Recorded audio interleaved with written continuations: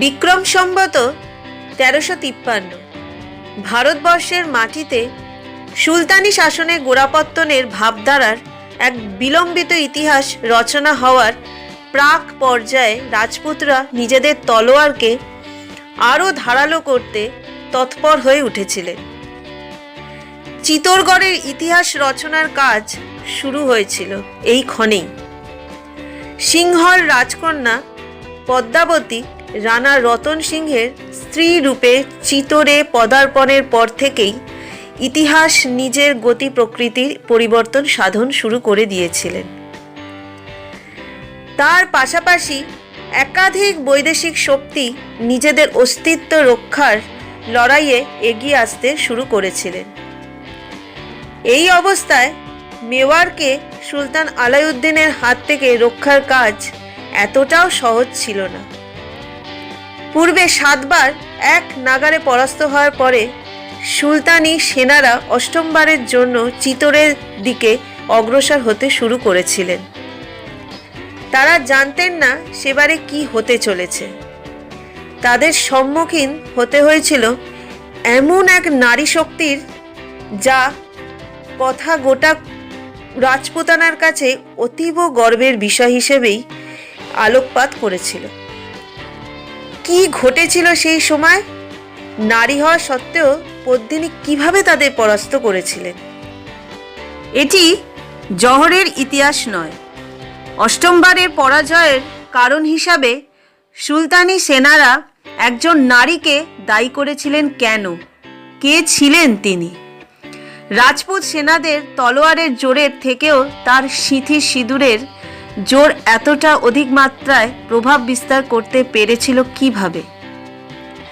তা জানতে হলে অবশ্যই শুনতে থাকুন সঞ্চারী ভট্টাচার্যের পদ্মজা গল্পটি।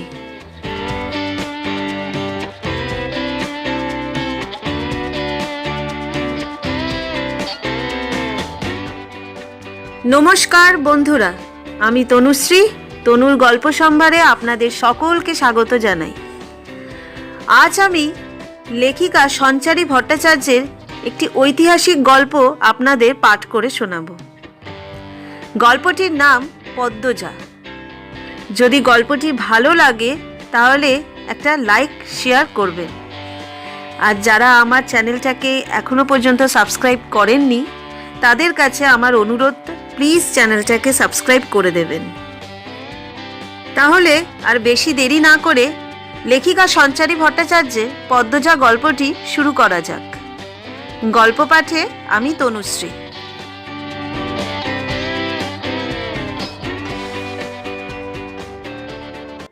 বিক্রম সম্বত ১৩৫৩ ভারতবর্ষের ইতিহাসের পাতায় নতুন যুগের সংযোজনের স্বপ্ন নিয়ে দিল্লির সিংহাসন আরোহণ করেছিলেন সুলতানরা। সুলতানি আমলের ভারত ছিল মুসলিম শাসনাধীনে। অত্যাচার ও ঔদার্যের শেষ অধ্যায় রচিত হওয়ার আশঙ্কায় নিঃশ্বাস নিচ্ছিল ভারতের মাটি। একদিকে সুলতানি রাজত্বের প্রভাবশালী রূপ, আর অপরপক্ষে ভারতের মাটিতে নিজেদের চিরাচরিত অধিকারকে বলবৎ রাখবার জন্য লড়াই করে চলেছিলেন রাজপুতেরা। এই দুই জাতির গোষ্ঠীদ্বন্দ্বের মধ্যেও রাজপুত রাজাদের ঐতিহ্য রক্ষার প্রধান পটভূমি রচিত হওয়ার অপেক্ষায় ছিল। সেই প্রদেশটির মাটি কোনোদিনই নিজের পরাক্রমের দোহাই দেয়নি নিজের সম্মানকে ধূলিসাৎ হতে। নিভে যাওয়া প্রদীপের শেষ প্রজ্বলিত শিখার ন্যায় চুপিসারে দমবন্ধ হয়ে যাওয়া অতীতকে অন্তরে কোথাও লুকিয়ে রেখে টিমটিম করে জ্বলছিল মেওয়ারের গহিল বংশ। টিমটিম করে জ্বলতে থাকা অন্তরের এই আগুনকেই দামামা বাজিয়ে সর্বসমক্ষে শক্তিমত্তার দ্বারা ফুটিয়ে তুলতে প্রস্তুত ছিল এই মেওয়ার। দূর দূরান্ত পর্যন্ত সেই আগুনের ঝলকানি নিজের প্রকৃতিকে রূপায়িত করতে সক্ষম হয়েছিল। দিল্লির সুলতানি প্রদেশের মাটিকেও টলিয়ে দিতে সক্ষম হয়েছিলেন তারা। পতনাভিমুখ অবস্থার থেকে নিজেদের প্রভাবকে পুনরুজ্জীবিত করবার তাগিদ নিয়ে এগিয়ে আসতে চাইছিলেন সুলতানি শক্তিরাও।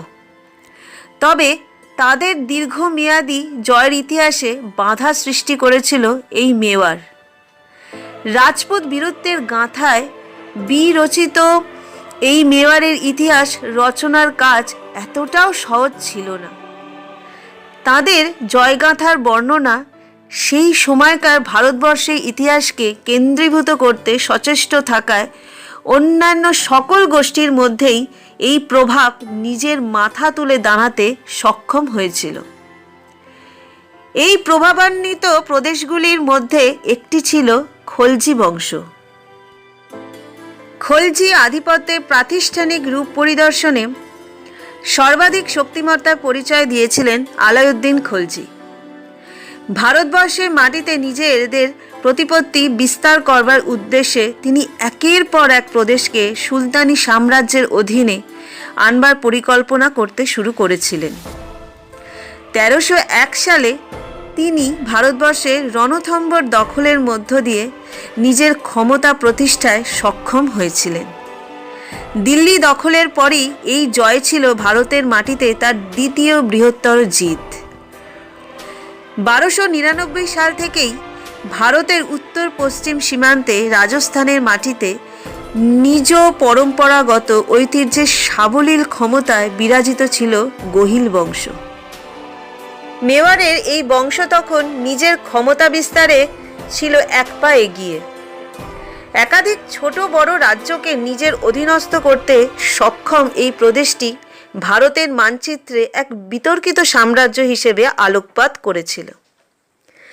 খলজিরা তখন একে একে ভারতের অন্যান্য প্রদেশগুলি দখলে ব্যস্ত।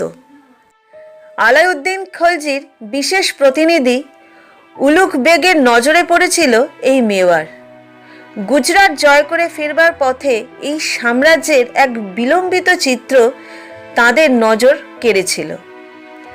ভারতের উত্তর পশ্চিম সীমান্তের এক বিশালাকার অঞ্চলে নির্মিত এই মেওয়ারের প্রসিদ্ধি ছিল সাধারণ মানুষের চোখে পড়ার মতো। এই অঞ্চলটি দখলের মধ্যে দিয়েই সুলতানি বীজকে আরও দূর পর্যন্ত এগিয়ে নিয়ে যাওয়ার কাজ সহজতর বলে মনে করেছিলেন উলুঘ বেগ। গহিলের তৎকালীন রাজা সমর সিংহ সামান্যতম কর প্রদানের বিনিময়ে সুলতানি শক্তির সহিত সমঝোতা করবার চেষ্টা করলেও এই সম্পর্ক কোনোদিনই বন্ধুত্বের গণ্ডিতে অর্ধনমিত হতে পারেনি। উলুঘ বেগের এর বিবরণ আলাউদ্দিনের মস্তিষ্কে ভারত বিজয়ের এক অদ্ভুত উন্মাদনার জন্ম দিয়ে ফেলেছিল, আর এই মেওয়ার ছিল সেই জয়ের পূর্বাভাস মাত্র। 1353 বিক্রম সম্বতে চিতরগড় দুর্গে আসীন ছিলেন মহারাওয়াল সমর সিংহ। তার বিজয় রথ মেওয়ারের মাটিকে এক নতুন আধিপত্যকামী শক্তিতে রূপায়ণের সুযোগ করে দিয়েছিল। এরপরই ঘটেছিল সেই ঘটনা যা ভারতবর্ষের ইতিহাসে মেওয়ারের নামকে স্বর্ণাক্ষরে বিরচিত করতে তৎপর হয়ে উঠেছিল। 1350 বিক্রম সম্বত পর্যন্ত ইতিপূর্বেই বহুবার খলজি বংশ মেওয়ারের উপরে নিজেদের ক্ষমতা বিস্তারের উদ্দেশ্যে একে একে কূটনৈতিক ছক কষেই চলছিল। সমর সিংহ মেওয়ারকে বৈদেশিক শক্তি আক্রমণের হাত থেকে প্রতিহত করতে সক্ষম হলেও 1353 সালের ইতিহাস এক নতুন অধ্যায়ের সূচনা করেছিল। মেওয়ারের ভাগ্যচক্র রচিত হয়েছিল এই ক্ষমতা নীতির দ্বারাই। মহারাওয়াল সমর সিংহের পালিত পুত্র ছিলেন রানা রতন সিংহ। তিনি তার পিতাকে অনুসরণ করেই এগোতে চেয়েছিলেন। প্রভাবধীন মেওয়ারকে আরও এগিয়ে নিয়ে যাওয়ার উদ্দেশ্যে তার এই প্রচেষ্টা এক অন্য ইতিহাসকে সংযোজিত করার অপেক্ষায় অপেক্ষমান ছিল। ভারতের মধ্যস্থলে অবস্থিত বিন্ধ্যাচল পর্বতের উত্তর পূর্ব প্রান্তে ছিল এক অতি প্রাচীন শৈবপীঠ কালিঞ্জর। স্থানটির নাম কালের বিবর্তনে হারিয়ে গেলেও স্থানটির মাহাত্ম্য কোনোদিনও হারায়নি। শিবপুরাণ অনুসারে এই গিরিশৃঙ্গের এক গুহায় দেবাদিদেব মহেশ্বর সমুদ্র মন্থন থেকে উত্থিত হলাহল পান করে বটুক ভৈরব রূপ ধারণ করে এই গুহায় নিদ্রা গিয়েছিলেন।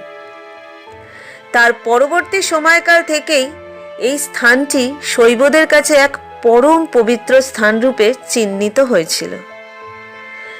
তৃতীয় ও পঞ্চম শতাব্দে এই প্রাচীন অঞ্চলটিকে কেন্দ্র করে গড়ে উঠেছিল ছোট বড় গুহা মন্দির।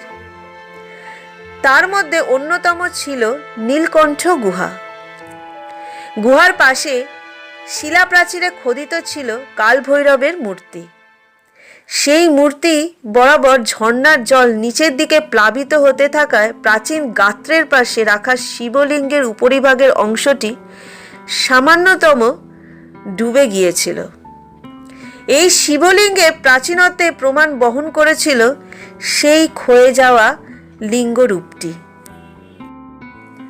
কালটি ছিল মধ্যযুগীয়। কোনো এক সময় চান্দেল বংশীয় এক রাজপুত বীর এই গিরিশৃঙ্গের উপরে নগর বেষ্টনীর দ্বারা রাজ্য বিস্তার করেছিলেন। পরবর্তীকালে এই প্রদেশটির নামকরণ হয়েছিল কালিঞ্জর হিসাবে। হেমন্তের এক মধ্যাহ্নে মহানুভব ক্রুকুটাধীর শৈব অর্চনা শেষ করে গুহার বাইরে বিশ্রাম নিচ্ছিলেন। হঠাৎ চরণ দেউরি থেকে কারোর পদধ্বনির শব্দ কানে ভেসে এলো তার। মহানুভব সামান্য ভ্রুকুটি করে সেদিকে নজর ঘোরালেন। চোখের পলক ফেলার ক্ষণিক সময়কালটি অতিক্রান্ত হতেই সম্মুখে উপস্থিত হলেন তার একনিষ্ঠ শিষ্য কৌন্তেয় ভট্ট। অসময়ে নিজের শিষ্যকে দেখতে পেয়ে মহানুভবের মনে চিন্তার ছাপ স্পষ্ট উদীয়মান হল। চিন্তাজনক অধ্যায়ের সূচনা ছিল তার এই আগমন। কোনো বিশেষ ঘটনাকে সাংকেতিক চিহ্নরূপে মহানুভবের সামনে তুলে ধরবার জন্যই তিনি আবির্ভূত হয়েছিলেন। তাকে দেখা মাত্রই মহানুভবের চিন্তার মেঘটি আরও অচলায়তনে ঘনীভূত হল। কৌন্তেয় ভট্ট মহানুভবকে প্রণাম করে তার পায়ের কাছে এসে বসলেন। কৌন্তেয় ভট্টের কপালে চিন্তার ভাঁজ উদিত হতে দেখেই মহানুভব আসন্ন বিপদের প্রহর গুনতে শুরু করেছিলেন। তিনি তার অন্তরের ভাষা ব্যক্ত করতে যাবেন, এর পূর্বেই কৌন্তেয় ভট্ট স্বর্ণমোড়কে মোড়া এক লিফাফা তার হাতে ধরিয়ে দিলেন। মোড়কটিকে বেষ্টন করেছিল পদ্ম ফুলের ডাঁটি। মহানুভব সেই পদ্মের বেষ্টনী খুলতে খুলতেই কৌন্তেয় ভট্টের চোখের দিকে তাকালেন। তার চোখের ভাষাই প্রমাণ করে দিচ্ছিল এই চিঠিটির উদ্দেশ্য। এই লেখনীর আসল রূপকারের জবানবন্দির ইশারা করছিল ওই দুটি চোখ। পদ্মের ফুলটি থেকে তখনও বার্তা প্রেরকের অঙ্গের সুবাস ভেসে আসছিল। পত্রটি খুলতেই তার নজর পড়ল কাগজের অরুণাভ মুখের দিকে। মেওয়ারের সাংকেতিক চিহ্নটি চিঠির উপরিভাগের পরিসর জুড়ে নিজ ক্ষমতার বয়ানকে স্পষ্ট অঙ্কিত করে রেখেছিল। সেটি প্রমাণ করে দিচ্ছিল চিঠিটির ভবিষ্যৎকে। অপরূপ লেখনীর বেষ্টনী ও ক্ষমতার প্রভাবান্বিত রূপের ঝলক একে একে প্রতিটি শব্দের মধ্যে দিয়েই নিজ মাধুর্যকে স্পষ্ট চিহ্নিত করছিল। লিফাফাটি এসেছিল সুদূর মেওয়ার থেকে।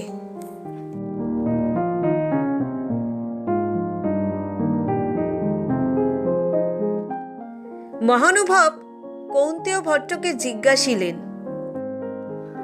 এই পত্রটি কি রানীমায়ের লিখিত? আসলে লেখার টান স্পষ্ট করে দিচ্ছে তার অস্তিত্বের কথা। ভারতীয় লিপির সাথে যে তার একেবারেই পরিচয় সাধিত হয়নি তা তার এই লেখনী প্রমাণ করছে। মহানুভবের কথা শুনে ঈষৎ থামলেন কৌন্তেয় ভট্ট। তারপর বললেন, আজ্ঞে হ্যাঁ, তিনি সকল শৈব সেনাকে আগামী অমাবস্যার মধ্যেই তার গড়ের ভবানী মন্দিরের সম্মুখে উপস্থিত থাকার নির্দেশ দিয়েছেন। আপনার কাছে এই বার্তাটি পৌঁছে দেওয়ার জন্যই তিনি আমাকে প্রেরণ করেছেন। যত শীঘ্র সম্ভব এই কাজকে পরিণতি দিতে হবে। তবেই মেওয়ারের ভবিষ্যৎ সুরক্ষিত হবে। কৌন্তেয় ভট্টের এই কথাগুলি মহানুভবের মনে বিশেষভাবে আলোকপাত করেছিল। তিনি জানতেন মেওয়ারের তরফ থেকে প্রেরিত এই আর্জির অন্দরে লুকিয়েছিল এক বিশেষ প্রত্যাবর্তনের ইতিহাস, যে ইতিহাসকে সুরক্ষিত করবার দায়িত্ব রানী স্বয়ং মহানুভবের কাঁধে অর্পণ করতে চেয়েছিলেন। লেখার শেষে রানী একটি শব্দ সংযোজিত করেছিলেন। সেটি ছিল, এই কাজকে পূর্ণরূপ প্রদানে আপনারা সক্ষম হলে মেওয়ার আপনাদের কাছে চির ঋণী হয়ে থাকবে। লেখা শেষে যুবরানীর রত্নখচিত আংটির ছাপ ছিল স্পষ্ট। লিখিত অক্ষরগুলির মধ্যে থেকে ভেসে আসা পদ্মের সুবাস যুবরানীর দৈবিক সত্তার প্রমাণ দিয়ে যাচ্ছিল। কৌন্তেয় ভট্টকে উদ্দেশ্য করে মহানুভব বললেন, আমার কথন চিরবিদিত। দেবীর নির্দেশ আর যুবরানীর নির্দেশের মধ্যে পার্থক্য নিরূপণ করা নিরর্থক। আমরা শৈব ভাবধারার প্রতীকী রূপে ভারতবর্ষের বিভিন্ন প্রদেশে প্রদক্ষিণ করে থাকি। বর্তমানে কালিঞ্জর আমাদের নিবাসস্থল। সারা বছর জুড়ে আমরা একাধিক শৈব পীঠ সমূহের দর্শন করে আবার এই স্থলেই ফিরে আসি। এটি আমাদের পূর্ণ প্রকৃতস্থ রূপের পরিচায়ক।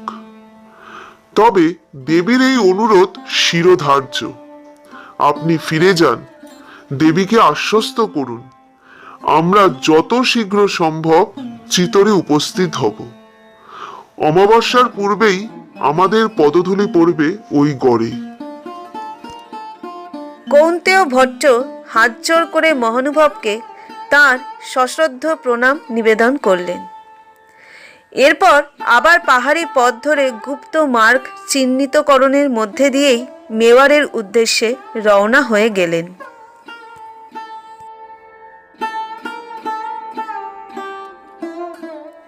ভারতবর্ষের ইতিহাসে এই শৈব সেনাদের বিষয়টি ছিল এক আলাদা উপাখ্যানের অংশীদার। তারা একনিষ্ঠভাবে দেবাদিদেব মহাদেবের উপাসনায় লীন থাকতেন। তবে মেওয়ারের সাথে বহুকাল পূর্ব থেকেই তাদের এক ঘনিষ্ঠ সম্পর্ক স্থাপিত হয়েছিল। মেওয়ার প্রদেশটির কুলদেবতা ছিলেন একলিঙ্গজি। তাকেই মেওয়ারের আসল শাসক মনে করা হতো। শৈব সেনারা দেবাদিদেব মহাদেবের গণসেনা ছিলেন না। শারীরিকভাবে এরা সকলেই ছিলেন দীর্ঘাঙ্গী ও বলবান। মাথার উপরে চূড়ামণি জটা পেঁচিয়ে রাখতেন। এই জটার সাথেই শিবের জটার মাহাত্ম্য নির্ধারণের কল্পক শৈলী হিসাবে তারা নিজেদের সাজসজ্জা করতে পছন্দ করতেন। এদের কটিদেশ ছিল মৃগ চর্মের দ্বারা আবৃত। সন্ন্যাসী হলেও এরা সকলেই ছিলেন গুপ্ত যুদ্ধবিদ্যায় পারদর্শী। এরা কারোর কাছেই দায়বদ্ধ ছিলেন না। শৈব আজ্ঞা পালন ব্যতীত এদের জীবনে অপর কোনো উদ্দেশ্য ছিল না। এরা শুধুমাত্র মহানুভবকেই তাঁদের গুরুদেবের আসনে বসিয়েছিলেন। ধ্যানযোগে তারা মহানুভবের সাথে সংযোগ স্থাপনের চেষ্টা করতেন। প্রাচীনকাল থেকেই এনারা মেওয়ার প্রদেশের একলিঙ্গজির একনিষ্ঠ ভক্ত ছিলেন। এই একলিঙ্গজির দেওয়ান রূপে সূর্যবংশীয় এই রাজ পরিবার রানা উপাধি ধারণ করে সিংহাসন আরোহণ করতেন। রানা অর্থাৎ মন্ত্রী। মেওয়ার তার সংকটকালে বহুবার একলিঙ্গজি ও ভবানী মায়ের আজ্ঞা নিয়ে এই শৈব সেনাদের অনুগামী হয়েছিল। এই শৈব সেনাদের আনুগত্যে মেওয়ারকে কোনো দিনও পরাজয়ের মুখ দেখতে হয়নি। শৈব সেনারা আগামীর প্রস্তুতি নিচ্ছিলেন। কৌন্তেয় ভট্টের স্থান ত্যাগের সাথে সাথেই মহানুভবের মনে নতুন ভাবনা উদিত হতে শুরু করেছিল। তিনি আর বিলম্ব না করে গুহার খোপে থাকা পায়রার পায়ে নীলকণ্ঠ ফুল বেঁধে উড়িয়ে দিয়েছিলেন। এই ধরনের ক্রিয়া সেই সময়কার ইতিহাসে প্রতিবেদকের ভূমিকা পালন করত। পায়রা ছিল শান্তির প্রতীক। তার পাশাপাশি এই বিষয়টি সম্মতির প্রতীকী রূপেও কাজ করত। ভারতবর্ষের বিভিন্ন প্রান্তে ছড়িয়ে থাকা শৈব পীঠগুলিতে এই ফুলগুলি পৌঁছালো। পায়রা বার্তাবাহকের ভূমিকা পালন করে এক শৈবপীঠ থেকে অন্যত্র মহানুভবের বার্তা পৌঁছে দিয়েছিল। ওই ফুলগুলি ছিল মহানুভবের নির্দেশিকার প্রমাণ। এই ফুলগুলি চোখে পড়ার অর্থ ছিল মহানুভবের ডাকে সাড়া দেওয়া। এর পূর্বেও যুদ্ধকালীন পরিস্থিতিতে মহানুভব এইভাবেই বিভিন্ন শৈব পীঠস্থানগুলিতে তার বার্তা পাঠিয়ে দিয়েছিলেন।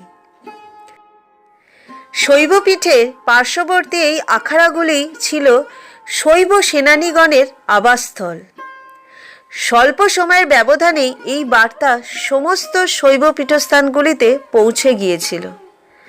তারা মহানুভবের কৃতকল্পের কথাও আন্দাজ করতে পেরে গিয়েছিলেন। এরপর এই সকল শৈব সম্প্রদায়েরা একটি জায়গা পৌঁছানোর উদ্দেশ্যে বেরিয়ে পড়েছিলেন। কাশী এবং সোমনাথ থেকে শৈব সেনানীগণ সবার আগে এসে পৌঁছেছিলেন চিতোরগড়ে।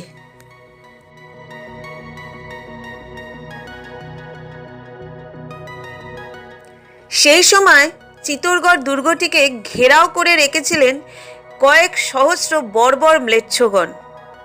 ম্লেচ্ছগণের উপস্থিতি চিতোরের পবিত্র ভূখণ্ডকে বারে বারে অপবিত্র করেছিল।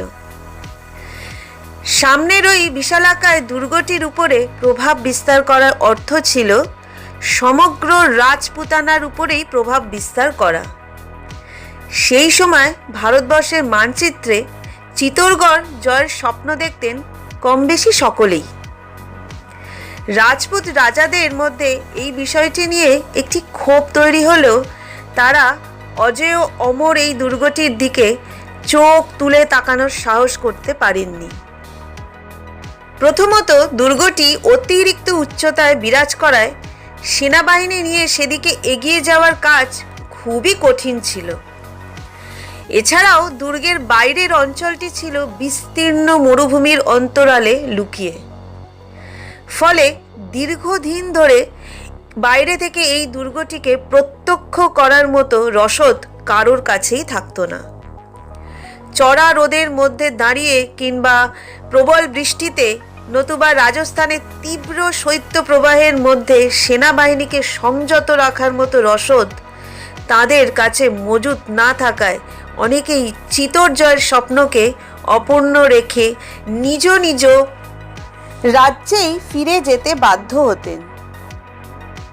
ম্লেচ্ছগণের কাছে আপাত দৃষ্টিতে সেই উপযোগ্য রসদ থাকায় তারা দীর্ঘ 3 মাস ধরে দুর্গের বাইরের অঞ্চলে বেষ্টনী বানিয়ে অপেক্ষা করতে সক্ষম হয়েছিলেন। ম্লেচ্ছগণের সর্দার ছিলেন সাধু ও মহাত্মাদের প্রতি মহানুভব। শৈব সেনাদের চিতোরে প্রবেশ করতে দেখেও তার মনে বিন্দু মাত্র সন্দেহ জন্মালো না। এই দীর্ঘ সময়ের মধ্যে যারাই দুর্গে প্রবেশ করতেন তাদের প্রত্যেককেই অনুসরণ করে তারা পৌঁছে যেতেন দুর্গের প্রধান ফটকের কাছে। কিন্তু এর থেকে অধিক পথ অনুসরণের অধিকার তাদের কারোর কাছেই ছিল না। শৈব সেনাদেরকে দুর্গের দিকে এগিয়ে যেতে দেখে ম্লেচ্ছগণেরই এক সর্দার তাদের কাছে এগিয়ে এলেন। আচ্ছা, আপনারা কোথায় যাচ্ছেন? ম্লেচ্ছগণের বেশভূষাই প্রমাণ করে দিচ্ছিল তারা বহিরাগত। একজন বহিরাগতের দৃষ্টি সর্বদাই অবনমিত হওয়া উচিত ছিল।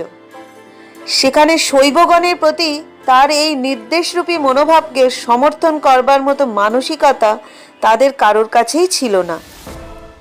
কারণ তাদেরকে প্রশ্ন করবার অধিকার ছিল স্বয়ং রানী মায়ের। তিনি ব্যতীত কারোর প্রশ্নের জবাবদিহি করবার জন্য তারা কেউই বাধ্য ছিলেন না। তবুও তাদের মধ্যে থেকেই একজন বিনম্র ভঙ্গিতে জানালেন, আসন্ন অমাবস্যায় ভবানী মন্দিরে দেবী রণচণ্ডীর পুজো অনুষ্ঠিত হবে। দেবী মায়ের পুজো উপলক্ষেই আমাদের চিতোরগড়ে আসা। সামান্য কয়েকটি শব্দ প্রয়োগের মধ্যে দিয়েই সেই সাধু মহোদয় খিজির খাঁর কৌতূহল প্রশমনে সক্ষম হলেন। এর থেকে অধিক কোনো কিছুই যে তারা বলতে বাধ্য নন, সেটি তাদের মুখ দেখেই আন্দাজ করতে পারছিলেন খিজির খাঁ। তিনি অধিক বাক্যব্যয় না করে তাদের পথ থেকে সরে দাঁড়ালেন। চিতোরগড় দুর্গ প্রভাবপ্রতিম ঐতিহ্য নিয়ে দাঁড়িয়েছিল শৈবদের সামনে। প্রতিটি পাথর গাত্রেই ছিল সমৃদ্ধশালী প্রভাবপ্রতিম ঔদার্যের প্রমাণ। প্রতিটি পাথরের দেয়ালের মধ্যে লুকিয়েছিল বহু পুরাতন ইতিহাসের ঝলক, যার সাথে মিশেছিল রাজপুত বীরত্বের গাঁথা। শৈব সেনারা দলবদ্ধভাবে প্রধান ফটকের কাছে এসে পৌঁছতেই মাথার উপরে থাকা সূর্য দেবতা অস্তমিত হয়ে গেলেন। সন্ধ্যের চাদরে ঢাকা পড়ে গেল চিতোর। এই সময়ের শোভাটি ছিল দেখবার মতো। চারিদিকে প্রজ্বলিত হয়ে উঠেছিল ঘিয়ের প্রদীপ। প্রধান ফটকের সামনে থেকে আগামীর দীর্ঘ সুগম রাস্তাটি প্রদীপের আলোয় জ্বলজ্বল করে উঠেছিল। দুর্গের শিখরে শোভাবর্ধন করছিল সূর্য বংশের পতাকাটি। হাওয়ার বেগে এক স্থান থেকে অন্যত্র সে নিজের গতিপথ পরিবর্তন করলেও তার উপস্থিতি মেওয়ারের গৌরব গাঁথার প্রতীকী রূপে প্রতীয়মান হচ্ছিল। রাত বাড়ার সাথে সাথে আরও শৈব সেনা দুর্গের ভিতরে প্রবেশ করতে শুরু করলেন। যুদ্ধকালীন পরিস্থিতি থাকায় সন্ধ্যের পরেই দুর্গের দ্বার বন্ধ করে দেওয়ার বিধি প্রচলিত ছিল। বিভূতি মাখা এই দেহগুলিকে দেখা মাত্রই ম্লেচ্ছরা অনুমান করলেন সামনেই হয়তো কোনো বিশেষ পার্বণ অনুষ্ঠিত হতে চলেছে। দুর্গের ভিতরে উৎসবের আমেজ গা ভাসিয়ে দেওয়ার উদ্দেশ্যেই যে এই সকল সাধুদের পদধূলি চিতরে পড়েছিল, সেই বিষয়টি সম্পর্কে ম্লেচ্ছগণ নিশ্চিত হয়ে গিয়েছিলেন। শৈবদের সংখ্যা ক্রমে বৃদ্ধি পেতে শুরু করেছিল। একদল থেকে সংখ্যার মানটি দাঁড়িয়েছিল শত সহস্রে। দলে দলে তারা দুর্গের প্রাচীরের পাদদেশে এসে দাঁড়ালেন। যে দল দুটি আগেই চিতরে প্রবেশ করেছিলেন, তারা গিরিখাতের গোমুখ কুণ্ডের পবিত্র জলে স্নান সেরে শুদ্ধ হয়ে নিলেন। মহারানীর আজ্ঞায় প্রত্যেকের জন্যই রাতের আহারের ব্যবস্থা করা হয়েছিল। শুদ্ধ ও সাত্ত্বিক আহার গ্রহণ করে পরিতৃপ্ত হয়ে তারা নিদ্রা গেলেন। দুর্গের ভিতরে অবস্থিত মহাশ্মশানে রাত্রি যাপন করলেন।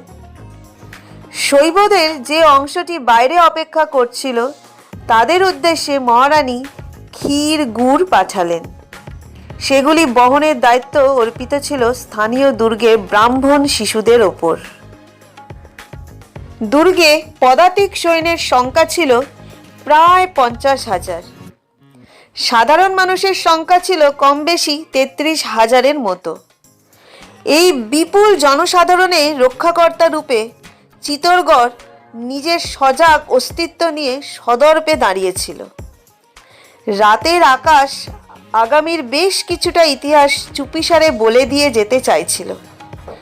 রাতের ঠান্ডার প্রভাবটা সকলকেই ব্যতিব্যস্ত করে তুলেছিল। তবে রানীমায়ের আদেশ পালনের চেয়ে বড় উদ্দেশ্য সেই সময় আর কিছুই ছিল না। শৈবরা বংশ পরম্পরায় এই গহিল বংশের সেবায় সর্বদাই সচেষ্ট ছিলেন, কিন্তু সেবারে তাদের আহ্বানের পশ্চাতে প্রকৃত উদ্দেশ্য ঠিক কী ছিল, এটিই ছিল সর্বাপেক্ষা বৃহত্তর বিষয়। তবুও তারা অম্লান বদনে নিজের রাতের আহার গ্রহণে ব্যস্ত ছিলেন। ব্রাহ্মণ শিশুরা শৈব সেনাদের হাত মুখ ধুইয়ে দিলেন। মহারানীকে সম্মান জানিয়ে করা এই কাজের মাহাত্ম্য ছিল অনেক বেশি। কাশী ও সোমনাথ নিবাসী এই শৈবদের দেবতার অংশ হিসাবেই পূজা করা হতো। মেওয়ারের কাছে তাদের আবির্ভাব ছিল স্বয়ং দেবাদিদেবের আবির্ভাবের সমতুল্য। দূরে দাঁড়িয়ে ম্লেচ্ছগণ এই দৃশ্য অবলোকন করেছিলেন। তাদের কাছে একই প্রশ্ন বারে বারে উদীয়মান হচ্ছিল। খিজির খাঁ তার পার্শ্বস্থ এক সেবাদাসের কাছ থেকে সেবা গ্রহণে ব্যস্ত ছিলেন। রাতের ওই নীল নীলিমা তাকে সর্বদাই আকর্ষণ করত। চিতরের পরিবেশের মধ্যেই যেন এক মিষ্টি সুবাস লুকিয়েছিল। শক্তিমত্তার পাশাপাশি মেওয়ার তার সৌন্দর্যের রূপায়ণের ক্ষেত্রেও আর 5টা প্রদেশের থেকে বহুলাংশেই এগিয়েছিল। সেই দুর্গের দিকে তাকিয়ে থাকার স্পর্ধা দেখিয়েই খিজির খাঁ মনে মনে একটি বিষয়ের কথা চিন্তা করতে লাগলেন। তার কাছে এই প্রশ্নের উত্তর জানার কাজ ক্রমাগতভাবে আরো দুরূহ হয়ে উঠেছিল। তিনি বিড়বিড় করে নিজের মনের কথা ব্যক্ত করতে লাগলেন। এই পরিবারের লোকেরা এত প্রতিকূল পরিস্থিতির মধ্যেও কিভাবে উৎসব পালনে এতটা তৎপর থাকতে পারেন? সাম্রাজ্যের বাইরে প্রায় সমগ্র অঞ্চলটি যেখানে আমরা ঘিরে ফেলেছি, সেখানে কি প্রকারে পূজা পার্বণের ক্ষেত্রে এতটা সময় দেওয়া সম্ভব?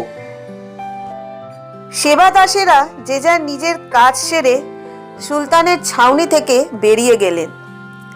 আলগা বাতাস গায়ে এসে লাগতেই বিষণ্ণতার প্রহর ক্রমে সরে যেতে লাগলো। রাতের ঘন কালো চাদর তার প্রভাব বিস্তারে সক্ষম হলো। চিতরের উপরে নিজের প্রভাব বিস্তারে সক্ষম হয়ে উঠল এক বীণার সুর। দিনের ক্লান্তি ত্যাগ দিয়ে সেই সুরের মোহে হারিয়ে যেতে চাইছিল প্রতিটি হৃদয়। বাইরের ছাউনিতে অপেক্ষমান হাজার হাজার ম্লেচ্ছগণের কাছে সেই সুরের মায়া ছিল কল্পনাতীত।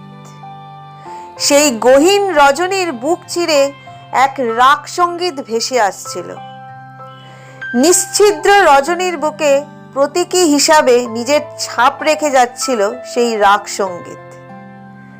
তার সাথেই ভেসে আসা বীণার তান মনের মধ্যে জমে থাকা সমস্ত ভয় ও আশঙ্কাগুলির অবসান ঘটিয়ে প্রতিটি প্রাণকে স্বাধীনচেতা পাখির মতো উড়ে নীলিমায় হারিয়ে যাওয়ার জন্য ব্যাকুল করে তুলেছিল।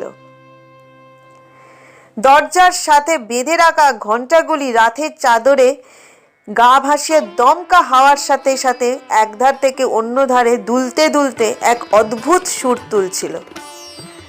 সেই সাথে সনসন করে ফাঁকা স্থান দিয়ে বয়ে চলা বাতাস আগামী প্রহেলিকার জবানবন্দি রূপে প্রত্যেকের কানের কাছে এসে ফিসফিস করে কিছু কথা বলে যেতে চাইছিল। আমি আছি, আমি চিতরকে ঠিক রক্ষা করব। যেভাবে এতদিন তাকে বৈদেশিক আক্রমণের হাত থেকে দূরে সরিয়ে রেখেছি, আজও নিজের সন্তানের মতোই তাকে আগলে রাখব। শুধু সময়ের অপেক্ষা, আর অপেক্ষা কিছু সাহসের। ধীরে ধীরে সেই কণ্ঠস্বরের জাদুও ওই বায়বীয় আচ্ছাদনের সাথেই মরুভূমির উপকণ্ঠে মিলিয়ে যেতে লাগলো। বীণার তান ও রাগরাগিনীর সুর সেই রজনীর বুকে নিজ হাতে নতুন করে এই কথাগুলিকে গ্রথিত করে দিয়ে যেতে চাইছিল। ব্রাহ্মণ শিশুরা নিজেদের দায়িত্ব সমাপ্তির পরে দুর্গের মধ্যস্থলের দিকে রওনা হয়ে গেলেন। মধ্যরাত্রে প্রহরীরা সাধুগণের প্রতি সম্মান জ্ঞাপন করে দুর্গের প্রধান ফটকটি বন্ধ করে দিলেন। আকাশে বাতাসে মাদকতার সুর তুলে সেই রাগের শব্দ ধীরে ধীরে মিলিয়ে যেতে লাগলো। প্রত্যেকেই সেই মনোমুগ্ধকর সুরের জাদুতে গা ভাসিয়ে দু চোখের পাতা বন্ধ করে স্বপ্নের সাগরে তলিয়ে গেলেন। মধ্যরাতে গোটা চিতর শহর যখন ঘুমের দেশে তলিয়ে গেছিল, তখনও দ্বাররক্ষী হিসেবে পাহারা দিচ্ছিলেন হরজন সিংহ। একাধিক দ্বাররক্ষীদের মধ্যে এই নামটি ছিল সুবিদিত। হরজন সিংহ দুর্গের রামপোলের দায়িত্বে ছিলেন। রাজস্থানী ভাষায় ফটককে পোল বলা হতো। চিতরগড়ের 7টি পোলের মধ্যে রামপোলটি ছিল প্রবেশের শেষ দরজা। অদূরেই ছিল রাজপরিবারের সদস্যদের নিজস্ব আবাসস্থল।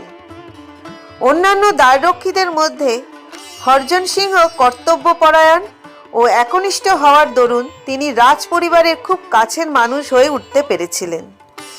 ফলে তাকে শুধুমাত্র একজন কর্তব্যপরায়ণ দ্বাররক্ষী নয়, তার পাশাপাশি একজন বিশ্বস্ত কর্মচারী হিসেবেও নিজের প্রভাবকে বলবৎ রাখতে হয়েছিল। তিনি ছিলেন মহারাওয়াল সমর সিংয়ের খুব কাছের মানুষদের মধ্যে একজন।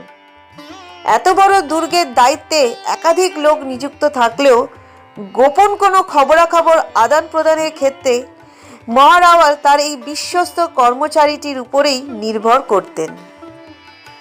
বহু সময় তিনি এই গড়ের দায়িত্ব হরজন সিংহের কাঁধে বর্তে রাজকার্যে চলে যেতেন, কিন্তু রাজাহীন প্রদেশের দায়িত্ব নিরূপণে কোনোদিনই খুঁত খুঁজে বার করবার সুযোগ দিতেন না হরজন সিংহ।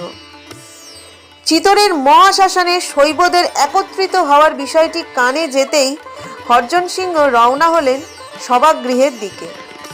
হরজন সিংহের পরনে ছিল ছোট্ট ঘের দেয়া আংরাখা, তার উপরে ছিল লোহার বর্ম, আর মাথায় ছিল মেওয়ারি পাগড়ি।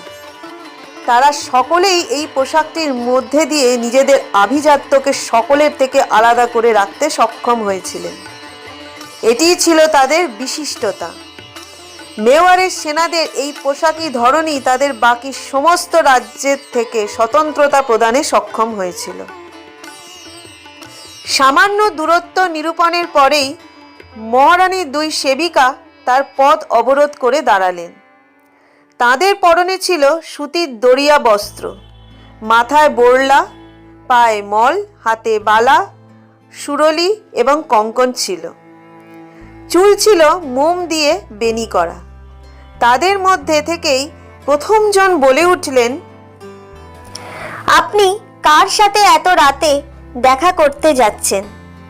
এমনিতেই বাইরের আবহাওয়া ঠিক নেই, সেই সাথে ম্লেচ্ছগণ সর্বদাই দুর্গের দিকে তাদের নজর একত্রিত করেছেন। সেই সাথেই দুর্গে প্রবেশ করেছেন একসাথে শৈব সেনারাও। তাদের সাথে রানী স্বয়ং দেখা করতে চেয়েছেন। আগামী অমাবস্যায় রণচণ্ডী পূজার বিধি সম্পন্ন হওয়ার মধ্যে দিয়েই গড়ের ভবিষ্যৎ রচনার কাজ সমাপ্ত হবে। আপনি নন, কম বেশি সকলেই এই বিষয়টি নিয়ে চিন্তিত হয়ে রয়েছেন।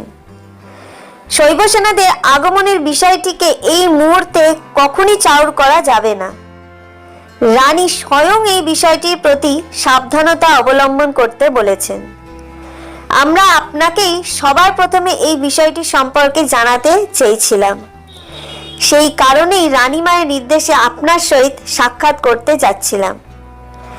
ভালোই হলো, পথে আপনার সাথে দেখা হয়ে গেল। আশা করি আপনি রানীমায়ের এই আদেশের সম্মান রাখবেন। হরজন সিংহ গোটা বিষয়টি জানা মাত্রই এর অন্দরে লুকিয়ে থাকা রহস্যকে কিছুটা আন্দাজ করতে পারলেন। এমনি যে রানীমা এত বড় সিদ্ধান্ত নেননি সেটা ওই দুই সেবিকার আচরণই প্রমাণ করে দিচ্ছিল। তিনি ঘাড় নেড়ে সম্মতি জানালেন এবং সেই সাথে মৃদু কণ্ঠে বললেন, বেশ, আমি এত কিছু জানতাম না। এই বিষয়ে কথা বলবার উদ্দেশ্যে আমি মহারাওয়াল সমর সিংহের কাছে বার্তা প্রেরণে উদ্যত হচ্ছিলাম। পথে আপনাদের সাথে সাক্ষাৎ হয়ে ভালোই হয়েছে।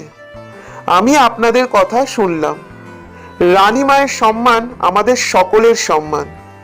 তার সম্মানের সাথেই গোটা গড় এমনকি সমগ্র মেওয়ার প্রদেশের সম্মান জড়িয়ে রয়েছে। তার বিরুদ্ধে যাওয়ার অর্থ সমগ্র প্রদেশের বিরুদ্ধে যাওয়া। আমি কখনোই একজন বিশ্বস্ত প্রতিনিধির দায়িত্বভার থেকে নিজেকে বঞ্চিত রাখতে পারবো না। আমি এই বংশের নুন খেয়েছি।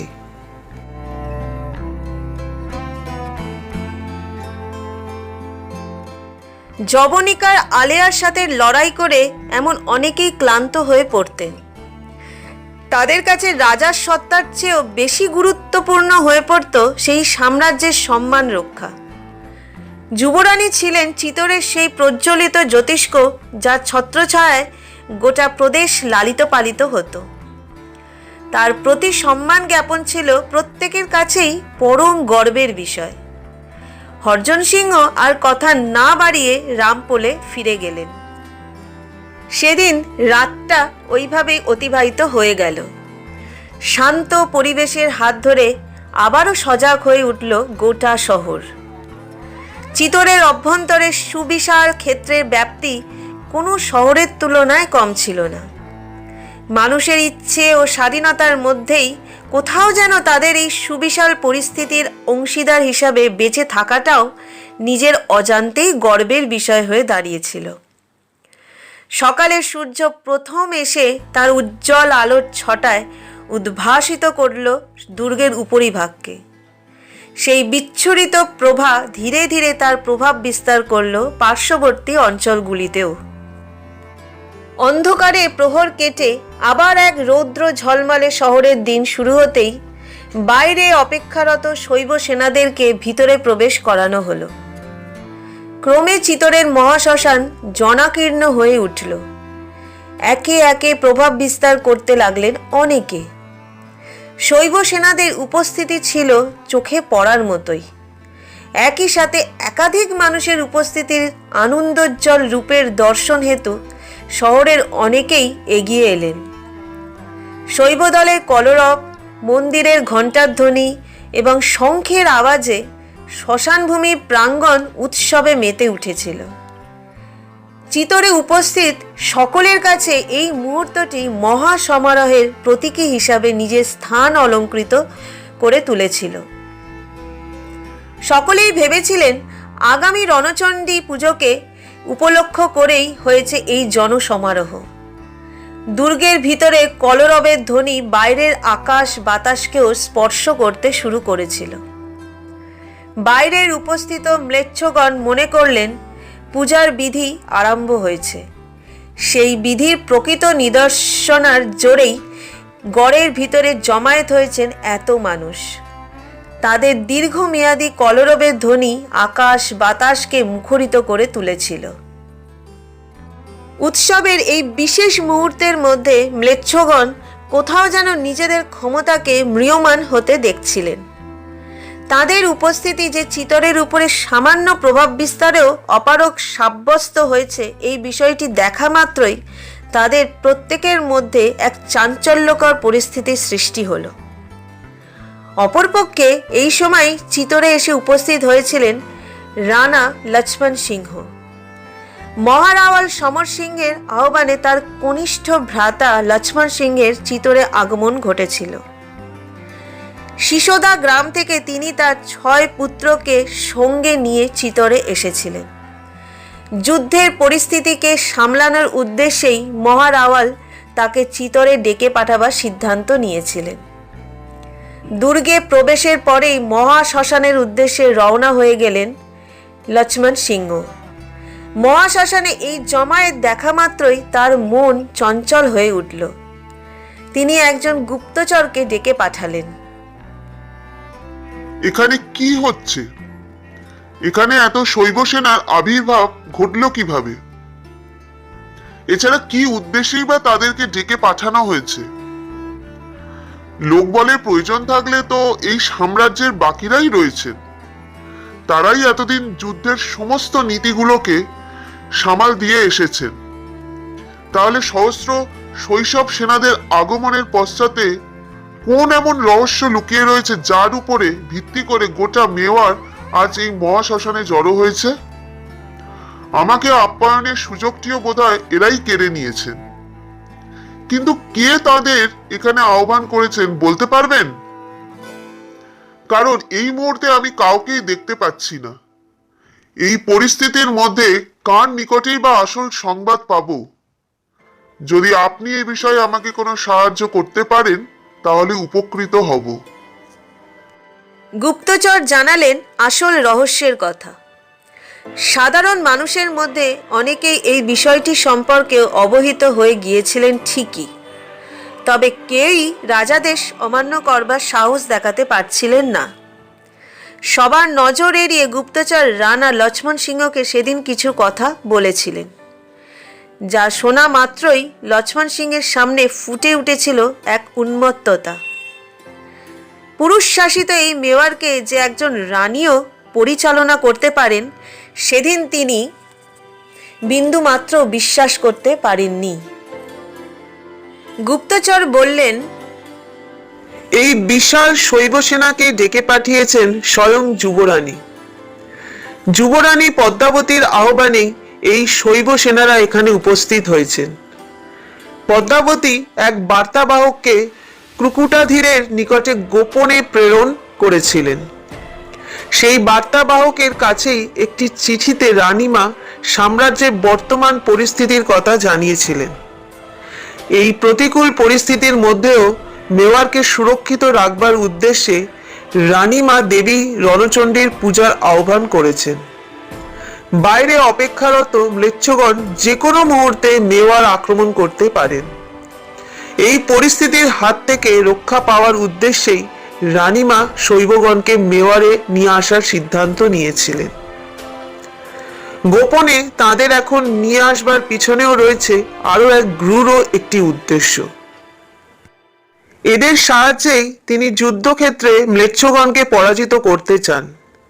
এই শৈবরা আদিকাল থেকে একলিঙ্গজির একনিষ্ঠ ভক্ত হওয়ার দরুন তারা রানী মায়ের ডাককে অমান্য করতে পারেননি।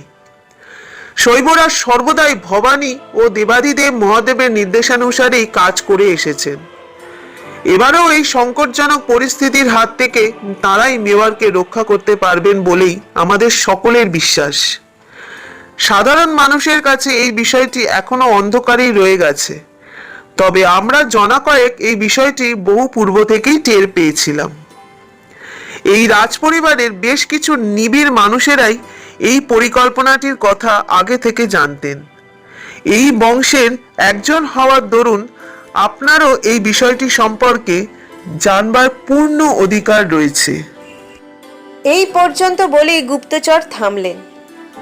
লজ্জায় এবং অপমানে রানা লক্ষ্মণ সিংহ ভবানীর মন্দিরের উদ্দেশ্যে রওনা হয়ে গেলেন। একান্তে থেকে ভবানীর দিকে তাকিয়ে প্রশ্ন করলেন, আমরা কি এতটাই অপারগ? সত্যি কি মেওয়ার এতটাই দুর্বল? সত্যি কি মেওয়ারের সূর্য অস্তমিত হয়েছে?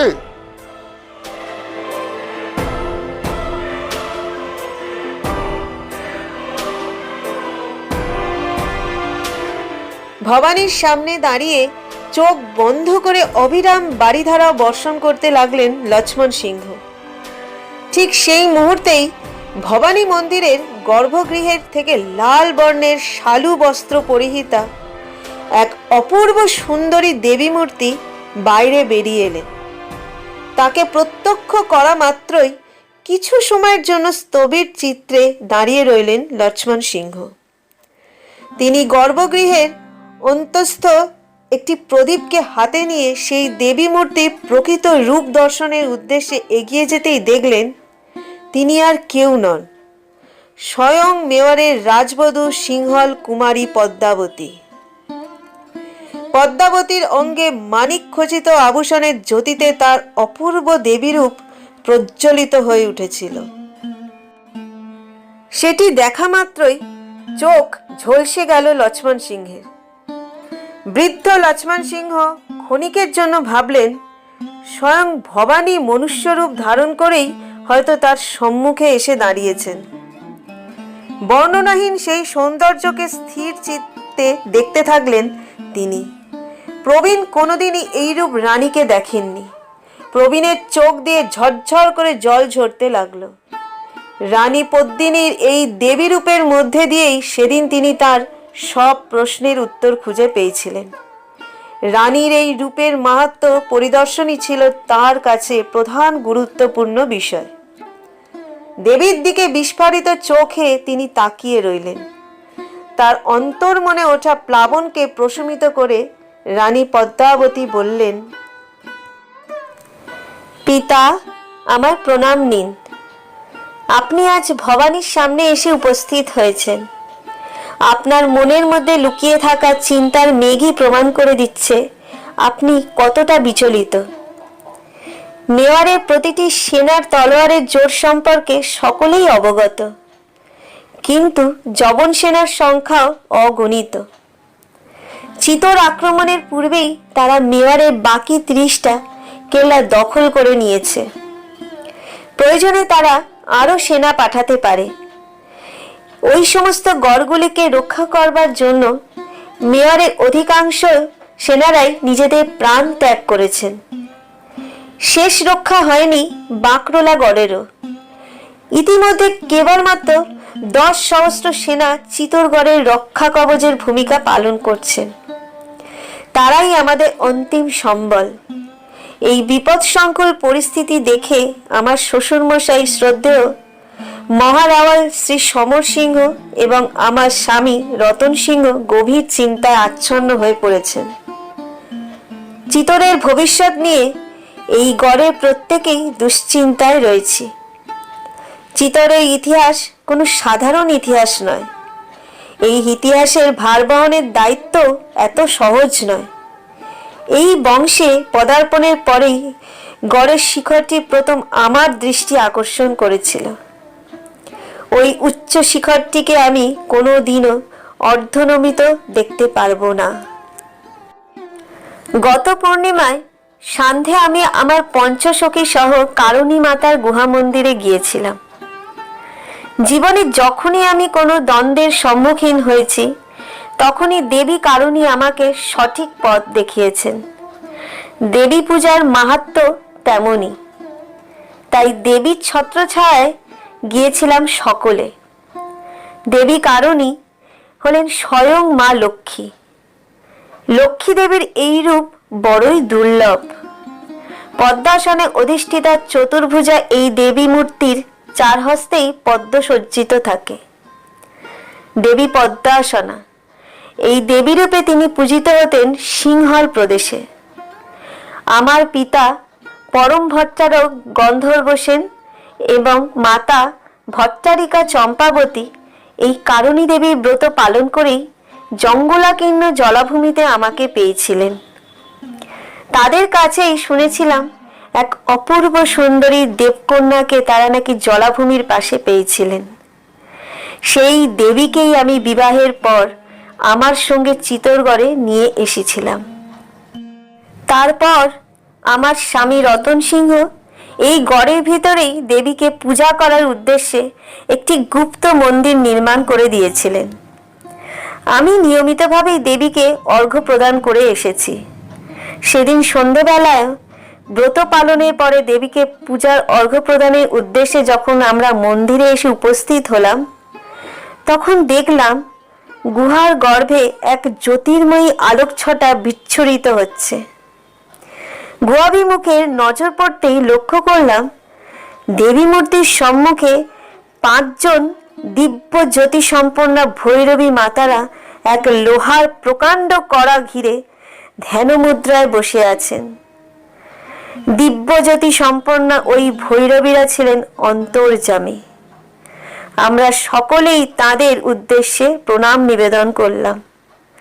তাদের প্রত্যেকের মুখমণ্ডলেই সন্তুষ্টির ছাপ স্পষ্ট অনুভূত হয়েছিল। এরপর তারা সমবেতভাবে বলে উঠলেন, যাও রানী, যাও, তুমি ভবানীর রূপ নাও। তোমার হস্তেই অর্পিত রইল মেয়রের গৌরব। লও তুমি, লও ভবানীর খড়গ হাতে, তবেই হবে মেওয়ার স্বর্ণোজ্জ্বল। ভবানীর খড়গে আছে সেই মন্ত্র যা তুমি পাঠাবে কলমে লিখে সর্বত্র। লেখন পড়িলে আসিবে শৈব সৈন্যদল, যাহাতে বাড়িবে গৌরবোজ্জ্বল মেহারের বল।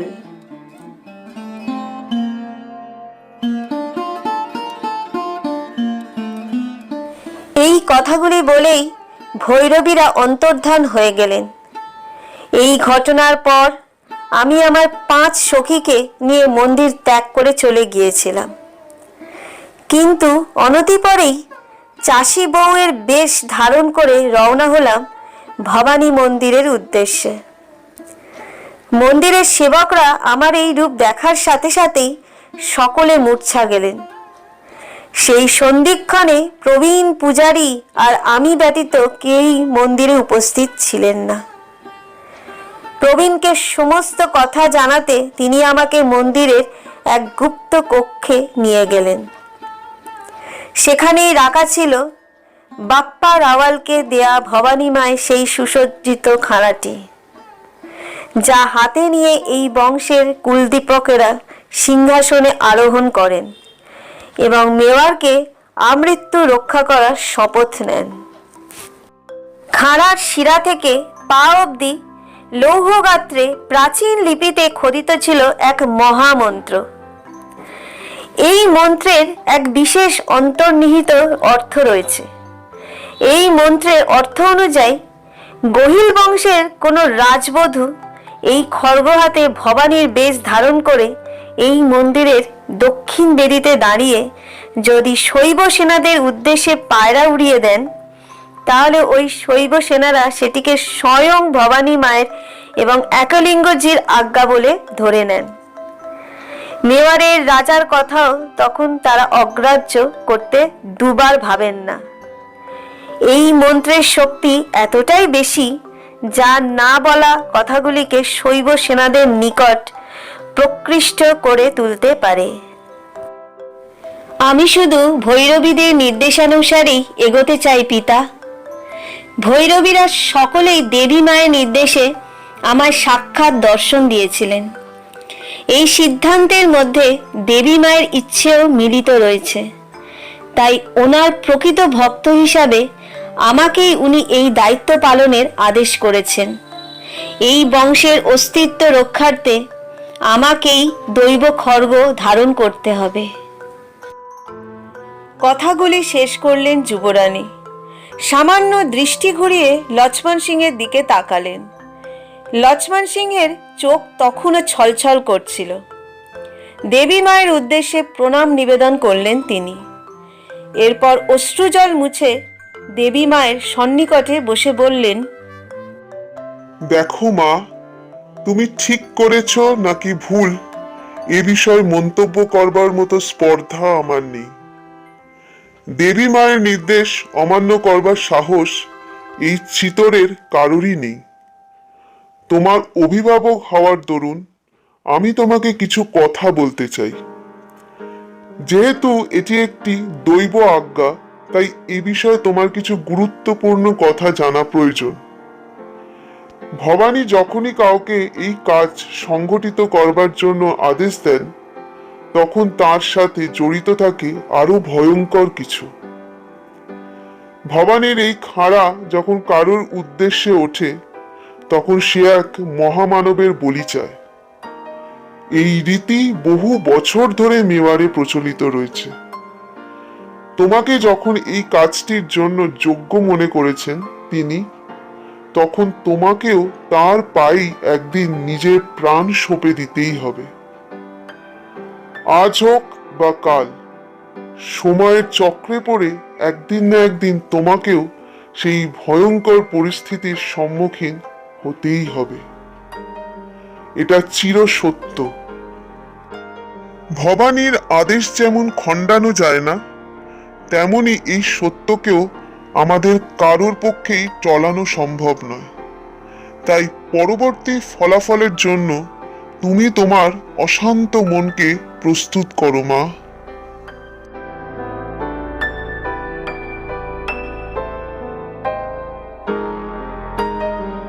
কথাগুলি শেষ করে বৃদ্ধ লক্ষ্মণ সিংহ স্থান ত্যাগ করলেন। যাওয়ার সময় তিনি যুবরানীকে এই কথাগুলি গোপন রাখবার পরামর্শ দিয়ে গেলেন। ক্রমে শৈব সেনাদের ভিড় বাড়তে লাগলো। যারা দূরে ছিলেন তারাও ক্রমে দুর্গের ভিতরে প্রবেশ করলেন। সংখ্যা ক্রমে দাঁড়ালো লক্ষাধিক। সবার অজান্তেই শৈব সেনাদের প্রধান মহানুভব ক্রুকুটাধীর এসে পৌঁছলেন দুর্গে। মহানুভবের পদার্পণের উদ্দেশ্য সম্বন্ধে চিতরের কেউই সেভাবে জ্ঞাতব্য ছিলেন না। দুর্গে প্রবেশের পরেই তিনি যুবরানীর সাথে সাক্ষাতের উদ্দেশ্যে রওনা হয়ে গেলেন। অন্যদিকে দুর্গের ভিতরের পরিস্থিতি আরও দুর্নিবার হয়ে উঠেছিল। শৈব সেনারা সকলেই রণচণ্ডী পূজার প্রধান ক্ষেত্রের কাছে পৌঁছে গিয়েছিলেন। সেখানে পূজার রীতি মেনে শয়ে শয়ে ছাগ বলি দেয়া শুরু হলো। বিধি মেনে এই কাজ সম্পন্ন হয়ে যাওয়ার পরে আরও একটি বিশেষ কাজ সম্পন্ন করলেন যুবরানী পদ্মিনী স্বয়ং। সেদিনই মধ্যাহ্নে তিনি পায়রা উড়িয়ে দিলেন। এই রীতি পালনে দুটি অর্থ ছিল। রানা রতন সিংহ মহারাওয়াল সমর সিংহের পালিত পুত্র হওয়ার দরুন তিনি এই সকল রীতিনীতি সম্পর্কে অবগত ছিলেন না। একটি পায়রা শান্তির প্রতীক ও অপরটি ছিল যুদ্ধের প্রস্তুতি। পায়রাকে সর্বদাই বার্তাবাহকের ভূমিকায় দেখতেন গোহিলরা। কোনো বিধ্বংসী যুদ্ধের পূর্বে এভাবেই প্রস্তুতি নেয়ার বিধি প্রচলিত ছিল মেওয়ারে। তার সাথেই বেজে উঠল শঙ্খের ধ্বনি, একই সাথে ঢোল নাগারা বাজতে শুরু করলো। সেই সাথে শত শত রাজপুত সধবারা উলুধ্বনি তুললেন। মা রণচণ্ডীর আশীর্বাদ বহন করে সকলেই যুদ্ধের জন্য নিজের মনকে তৈরি করে ফেলেছিলেন। উলুধ্বনি ও শঙ্খধ্বনির মিলিত শব্দের মধ্যে দিয়ে এক নতুন ইতিহাস রচনার কাজে নিজেকে তৈরি করে ফেলেছিল মেওয়ার। তাদের এই মিলিত প্রতিধ্বনির শব্দ বাইরেও পৌঁছল। যবন সেনারা একটু পিছিয়ে আসতে বাধ্য হলেন। দামামার শব্দ কানে যেতেই তারা বুঝতে পারলেন খুব শীঘ্রই তাদের উদ্দেশ্যে ঝাঁপিয়ে পড়তে চলেছে রাজপুত সেনারা। কিন্তু কোনো সন্ধিক্ষণে এই বিপুল জনস্রোত তাদের উপরে আছড়ে পড়বে, এই বিষয়টি সম্পর্কে তারা কেউই কোনো সুচিন্তিত মতামত ব্যক্ত করতে পারলেন না। অবাক দৃষ্টিতে চিতরের কেল্লার দিকে তাকিয়ে রইলেন।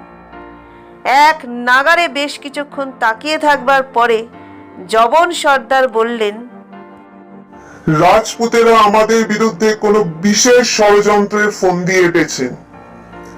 এছাড়া এই রাজপুত সেনারা নানান রকমের যুদ্ধনীতির দ্বারা পারদর্শী হওয়ায় আক্রমণ যে কোন দিক থেকেই হতে পারে, আমাদেরকে সজাগ থাকতে হবে। তারা যে কোনো মুহূর্তে আমাদের ওপর ঝাঁপিয়ে পড়তে পারে। আমাদেরকে খুব সাবধানে এগোতে হবে। এত সহজে হাল ছেড়ে দিলে যে কোনো মুহূর্তে পরাজয় বরণ করতে হতে পারে।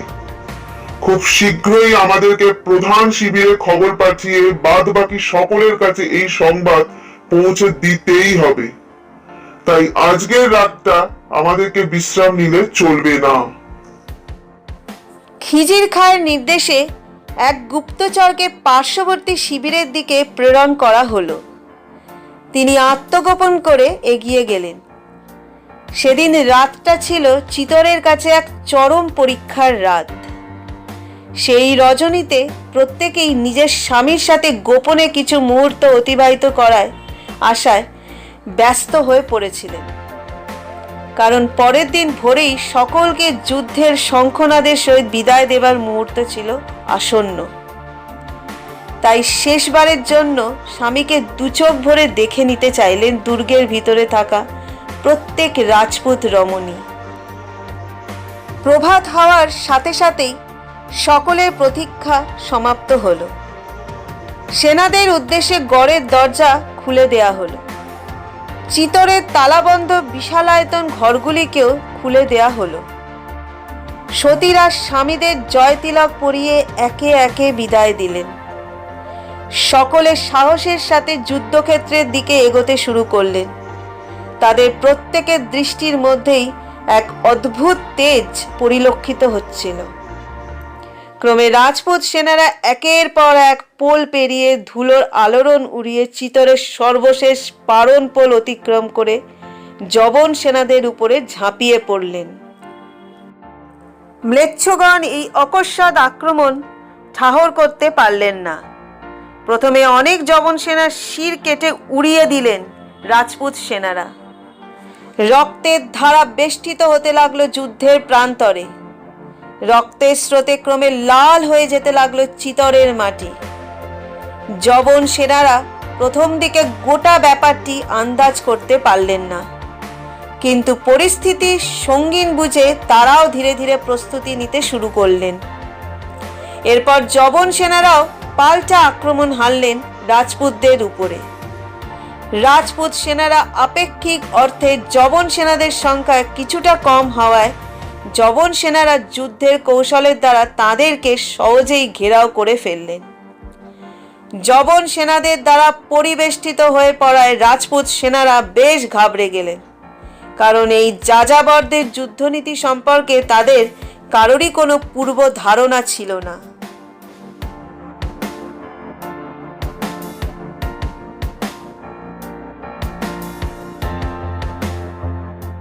যবন সেনাদের উপরে রাজপুতদের এই বিধ্বংসী আক্রমণের খবর কানে যেতে স্বয়ং দিল্লির সুলতান আলাউদ্দিন খলজি কৈলোরের কেল্লা থেকে চিতরের উদ্দেশ্যে বেরিয়ে পড়লেন। তার সাথে থাকা প্রায় লক্ষাধিক সৈন্য সঙ্গে নিয়ে তিনি চিতরের দিকে এগোতে শুরু করলেন। পথে যেতে যেতেই সুলতান আলাউদ্দিন খলজি তার বিশ্বস্ত সেনাপতি উলুগ বেগ ও সহচর মালিক কাফুরের সাথে এক বিশেষ পরিকল্পনা করলেন। যেহেতু লক্ষাধিক যবন সেনা পূর্বেই রাজপুতদের উপরে আক্রমণ হানতে সক্ষম হয়েছিল, তাই তিনি তার সাথে থাকা 1,00,000 সেনাকে যুদ্ধক্ষেত্রে প্রেরণ না করে সরাসরি চিতরের কেল্লার উদ্দেশ্যে রওনা হয়ে যাওয়ার সিদ্ধান্ত নিলেন। সুলতান আলাউদ্দিনের সহিত আরও 2 রাজা নিজেদের সাহচর্য প্রদানের উদ্দেশ্যে সংঘবদ্ধ হয়েছিলেন। একজন ছিলেন হৈশালেশ্বর স্বয়ং এবং অপরজন ছিলেন স্বয়ং মাধুরাপতি বীরা পান্ডা। এই 2 নরপতি নিজেদের আত্মসম্মান সুলতানের কাছে বিক্রি করতেও দ্বিধাবোধ করেননি। শোনা যায় এরা উভয় নাকি যুবরানী পদ্মাবতীর স্বয়ম্বরে চরম ব্যর্থতা লাভ করেছিলেন। রানী স্বয়ং এই 2 নৃপতিগণকে অসিবিদ্যার লড়াইতে পরাস্ত করেছিলেন। তাই সেই অপমান ও ঘৃণার ভার বহন করতে না পেরেই তিনি উভয়ই সুদূর দক্ষিণ ভারত থেকে সুলতান আলাউদ্দিনের সেনায় যোগদানের সিদ্ধান্ত গ্রহণে 2 বার ভাবেননি। দুজনেই চিতরের গৌরবকে চিরকালের জন্য পদতলে পৃষ্ঠ করতে চেয়েছিলেন, আর তাদের এই সুযোগ সর্বোপরি রূপে কার্যকরী হওয়ার মুহূর্ত ছিল সেটি, যখন সুলতানকে তাদেরকে সঙ্গে নিয়ে চিতর আক্রমণের উদ্দেশ্যে রওনা হয়েছিলেন। মাধুরাপতি স্বয়ং যুবরানী পদ্মাবতীর যুদ্ধ কৌশল সম্পর্কে পূর্বেই অবগত ছিলেন। অসাধারণ রূপবতী হওয়ার পাশাপাশি তিনি যে যুদ্ধবিদ্যায়ও সমানভাবেই পারদর্শী ছিলেন, এই বিষয়টি সম্পর্কে তিনি পূর্বেই অবগত হওয়ার সুযোগ লাভ করেছিলেন। পথে যেতে যেতে মাধুরাপতি বীর পান্ডা সুলতান আলাউদ্দিনকে বেশ কয়েকটি কথা জানাতে উদ্যত হলেন। সুলতান, আপনাকে প্রণাম জানিয়ে বেশ কয়েকটি কথা বলতে চাই। যুবরানী পদ্মাবতী একজন পরমা সুন্দরী রমণী হওয়ার পাশাপাশি একজন বিচক্ষণ যোদ্ধাও বটে। তিনি 1,000 যুদ্ধবিদ্যায় পারদর্শী। এছাড়াও তিনি তার যুদ্ধনীতির দ্বারা রণাঙ্গনে খুব সহজেই যুদ্ধরীতি পরিবর্তনও বেশ পটু। চোখের পলকেই তিনি সেনাদের অবস্থান পরিবর্তনেও সক্ষম সুলতান। তাই চিতরের সেনার পরাজয় জানবেন একেবারেই সাময়িক।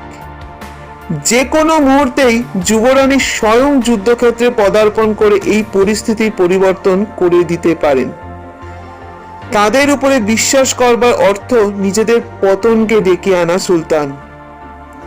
আমি যখন সিংহল দ্বীপ আক্রমণ করি তখন আমার 4,000 সেনাকে পদ্মাবতী একাই পরাস্ত করেছিলেন।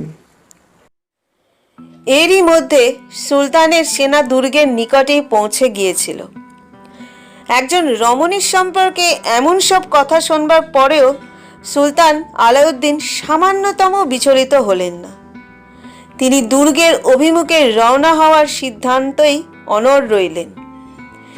হঠাৎ সুলতানের নজরে পড়ল দুর্গের প্রাচীরের দিকে। তিনি দেখলেন কারা যেন দুর্গের প্রাচীর বেয়ে নেমে আসছেন। ক্ষণিকের মধ্যেই আবহাওয়া ধুলোয়িত হয়ে গেল। ধুলোয় ঢাকা পড়ল গোটা পরিসরটি। কোনো কিছুই পরিষ্কারভাবে দৃষ্টিগোচর হতে চাইছিল না।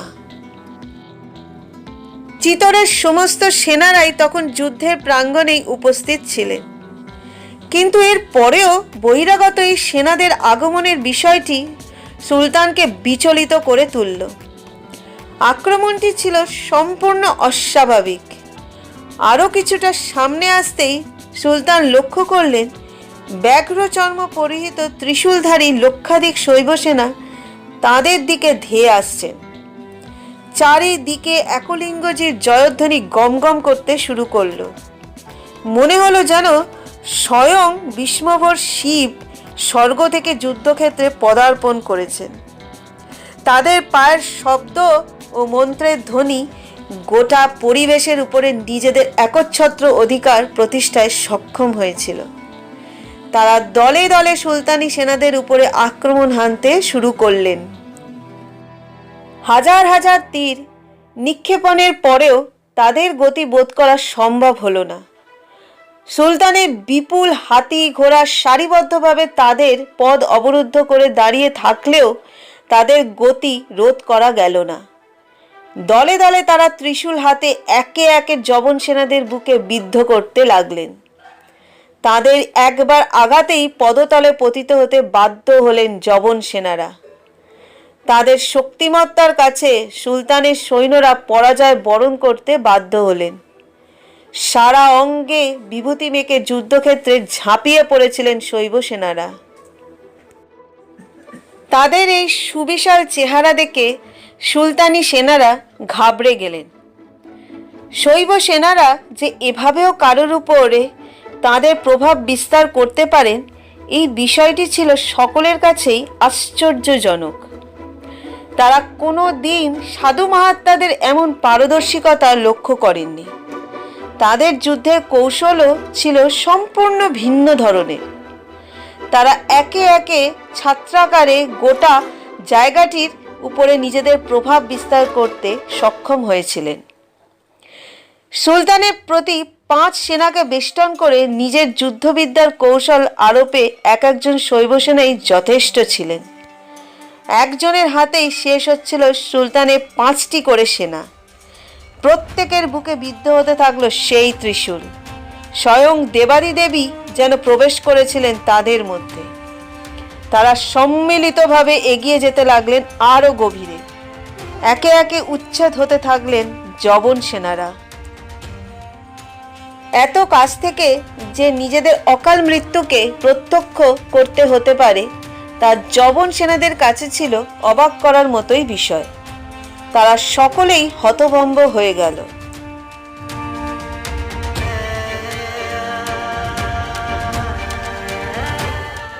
মধ্যাহ্নের মধ্যেই সুলতানের অধিকাংশ সেনা গড়ের অভিমুখে শেষ নিঃশ্বাস ত্যাগ করলেন। শৈবগণ তাদের হত্যা করে জয়ধ্বনি দিতে দিতে চিতর ছাড়লেন। সুলতান কোনো রকমে নিজেকে রক্ষা করতে সক্ষম হয়েছিলেন। সেটি ছিল তাদের 8ম পরাজয়। এর পূর্বে তারা যতবারই চিতর আক্রমণের সিদ্ধান্ত নিয়েছিলেন, প্রতিবারই কোনো না কোনো কৌশলে রাজপুতেরা তাদেরকে পরাস্ত করতে সক্ষম হয়েছিলেন। শৈব সেনারা যুদ্ধক্ষেত্র ত্যাগ করবার পরে তাদের নজরে পড়ল রক্তের স্রোত। এমন পরাজয় এর পূর্বে কোনো দিনই সুলতানের নজরে পড়েনি। নিজেদেরকে তারা প্রবল শক্তিশালী বলেই মনে করতেন। ভারতবর্ষের মাটিতে এই 8মবারের জন্য পরাজয় বরণ করার মধ্যে দিয়েই চিতরের উপরে ক্ষমতা বিস্তার করবার নীতি থেকেও সুলতানি শক্তিকে পিছিয়ে যেতে বাধ্য করেছিলেন রাজপুতেরা। কিন্তু এখনই শেষ হলো না সেই যুদ্ধ। পড়ে থাকা 2 সহস্র সেনা নিয়ে সুলতান আলাউদ্দিন চিতরের দুর্গাভিমুখে এগোতে শুরু করলেন। বেরচ নদীর তীরে দাঁড়িয়ে সুলতান লক্ষ্য করলেন এক ক্ষুদ্র দল তার দিকে এগিয়ে আসছেন। দক্ষিণ ভারতীয় নৃপতিগণ সেই দৃশ্য দেখে আগেই পিছু হটলেন। বাতাসে শোনা গেল শিবতাণ্ডব স্তোত্রম। সুলতান বুঝলেন এখনো যুদ্ধ সমাপ্ত হয়নি। তারা সমূলে সুলতানি সৈন্যদেরকে পরাস্ত করতে চাইছেন। চোখের নিমেষেই সুলতানের সামনে এসে উপস্থিত হলেন 6 জন নারী মূর্তি। সুলতান লক্ষ্য করলেন আরও বিশেষ কিছু। ওই 6 জনের পোশাকি ধরনের সাথে মেওয়ারের রাজপুতদের পোশাকের কোনো মিল ছিল না। তাদের দেহে স্বর্ণের শিরস্ত্রাণ ছিল, হাতে ছিল ফালা, পিঠে ছিল ঢাল ও ভালা। যেটিকে তারা নিজেদের আত্মরক্ষার হাতিয়ার হিসেবে কাজে লাগাচ্ছিলেন। এর পাশাপাশি তারা যুদ্ধক্ষেত্রে একে একে এগিয়ে আসছিলেন নিজেদের কৌশল মতোই। তারা যে সকলেই একাধিক কৌশলে পটু, এটি তাদের এগিয়ে আসার ধরনই প্রমাণ করে দিচ্ছিল। তাদের বক্ষে স্বর্ণখচিত বর্মের উপরে অঙ্কিত ছিল সিংহের মুখ, যা তাদের ভিনদেশী হওয়ার প্রমাণ বহন করছিল। তাদের মধ্যেই একজনের হাতে ছিল সুবৃহৎ খড়গ। দণ্ডায়মান সেই খড়গের দিকে তাকাতেই আঁতকে উঠলেন সুলতান। খড়গের প্রতি আঘাতে 3 জন যবন সেনার শিরচ্ছেদ হতে লাগলো। এমন সুবিশাল খড়গ যে একজন সাধারণ রমণীর পক্ষে তুলে ধরা সম্ভব, সেটি ভাবা মাত্রই সুলতান প্রচণ্ড ভয় পেয়ে পিছনের দিকে সরতে শুরু করলেন। সুলতান করতিক নারীর গতিবেগ ঠাহর হওয়ার পূর্বেই শূন্যে উড়ে এলেন তারা। শূন্য থেকেই তারা একের পর এক খাঁড়ার ঘা দিতে লাগলেন। ঠিক সেই মুহূর্তেই মনে পড়ে গেল নৃপতিগণের কথা। সুলতানের সম্মুখে থাকা বাকি সেনারা যারা সুলতানকে আত্মরক্ষার কাজে সাহায্য করেছিলেন, তারা সকলেই এই নারী মূর্তিদের কাছে মৃত্যুবরণে বাধ্য হলেন। পড়ে রইলেন সুলতান একাই। চোখের নিমেষেই সুলতান দেখলেন ওই নারী মূর্তিরা গায়েব হয়ে গিয়েছে। তাদেরকে আর কোথাও দেখতে পেলেন না তিনি। তখনই যবন সেনারা শেষ পর্যায়ে যুদ্ধনীতি নির্ধারণে ব্যস্ত ছিলেন, কিন্তু সুলতানের চোখের সামনে তারও পরাজয় বরণ করলেন। শেষে তাদের মৃতদেহের উপর দিয়েই দৌড়তে শুরু করলেন আলাউদ্দিন। সুলতানের হার দেখে বাদবাকি যবন সেনারাও যুদ্ধ প্রাঙ্গণ থেকে পলায়ন করলেন। শান্ত ও ক্লান্ত চিত্তে রাজপুত বীরগণ গড়ে ফিরে গেলেন। সেবারের মতো চিতোর রক্ষা পেয়েছিল। চিতোরের ইতিহাসে এই ঘটনার কথা কেউই মনে রাখেননি। একাধিক যুদ্ধ জয়ের মতোই এই ঘটনাটিও কালের ঘেরে চাপা পড়ে গিয়েছিল। রাজপুত নৃপতিদের তলোয়ারের জোরের সাথে রানী পদ্মিনীর স্মৃতির সিঁদুরের জোরকেও মানতে বাধ্য হয়েছিল রাজপুত ইতিহাস। কিন্তু পুরুষ শাসিত মেওয়ারের ইতিহাসে কোথাও যেন এই বীরঙ্গনার কাহিনীটি চাপা পড়ে গিয়েছিল। রানী পদ্মিনীর যুদ্ধবিদ্যার কৌশল ও পারদর্শিতার জন্যই মেওয়ার সেদিন রক্ষা পেয়েছিল।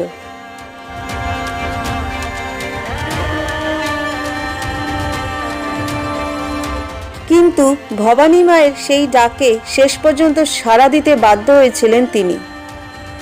এরপরেও সুলতান আলাউদ্দিন খলজি চিতোর আক্রমণের জন্য অগ্রসর হয়েছিলেন। অন্তিমবারেই জহর ব্রতের মাধ্যমে প্রাণ দিতে বাধ্য হয়েছিলেন যুবরানী পদ্মিনী। রাজপুত গাথায় শুধুমাত্র সেই কাহিনীটিকেই গুরুত্ব দেয়া হয়ে থাকে। আমরা সকলেই রানী পদ্মিনীকে কেবলমাত্র একজন সতী হিসাবেই চিনি। তার বীরত্বের এই জয়গাথা যে কেবল ওই ঘটনার মধ্যেই সীমাবদ্ধ হয়ে থেকে যায়নি, এই কাহিনীটি তার প্রকৃষ্ট প্রমাণ বহন করবে। রানী পদ্মিনী জহরের আগুনে ভস্মীভূত হয়ে গিয়েছিলেন ঠিকই, কিন্তু এমন হাজারো কাহিনীর মধ্যে তিনি এইভাবেই অজেয় অমর হয়ে বেঁচে থাকবেন। একজন পরমা সুন্দরী হিসাবেই যে তাকে সম্মান প্রদর্শন করা উচিত তেমনটা নয়। এই কাহিনী তার বীরত্বের জয়গাথা হিসাবেও তাকে চিরস্মরণীয় করে রাখবে।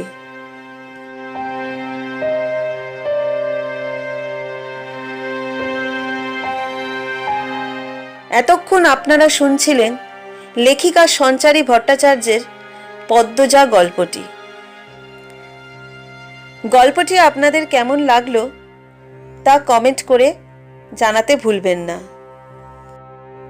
যারা আমার চ্যানেলটাকে এখনো সাবস্ক্রাইব করেননি, আমার অনুরোধ রইল চ্যানেলটাকে সাবস্ক্রাইব করে দেবেন আর পাশে থাকা বেল আইকনটি প্রেস করে দেবেন। আজকের মতো বিদায় নিলাম। অন্যদিন আরেকটা নতুন গল্প নিয়ে হাজির হব। সবাই ভালো থাকবেন, সুস্থ থাকবেন।